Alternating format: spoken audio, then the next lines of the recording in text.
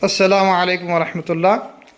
अब देखें, हम जो है अभी मुकार आईने से, मुहद्दब आईने से, मुकार लेंस से और मुहद्दब लेंस से बनने वाली शबी किस तरह की होती है उसके बारे में जो है तजुर्बे करने जा रहे हैं।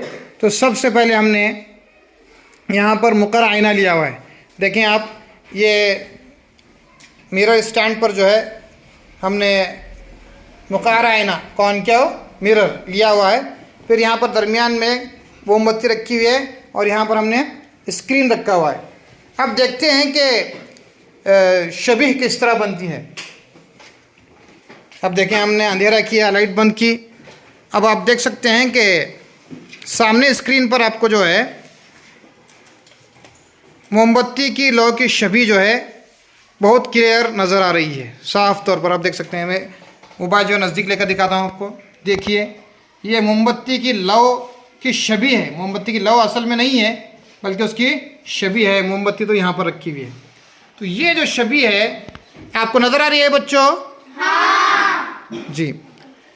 अच्छा, ये मुकार आईने से बनने वाली जो शबीह है स्क्रीन पर ली जा रही है, ये हकीकी है या मजाजी? हकीकी इसलिए कि उसको हम स्क्रीन पर ले सकते हैं। तो ये आपको मालूम होना चाहिए कि जिसकी शबीह हम स्क्रीन पर ले सकते हैं वो हकीकी होती है, और जो शबीह हम स्क्रीन पर हासिल नहीं कर सकते वो मजाजी होती है। चूँकि मुकार आईने से बनने वाली शबीह को हम स्क्रीन पर ले रहे हैं तो इसलिए ये हकीकी शबीह कहलाएगी। कैसी शबीह? हकीकी शबीह। जी।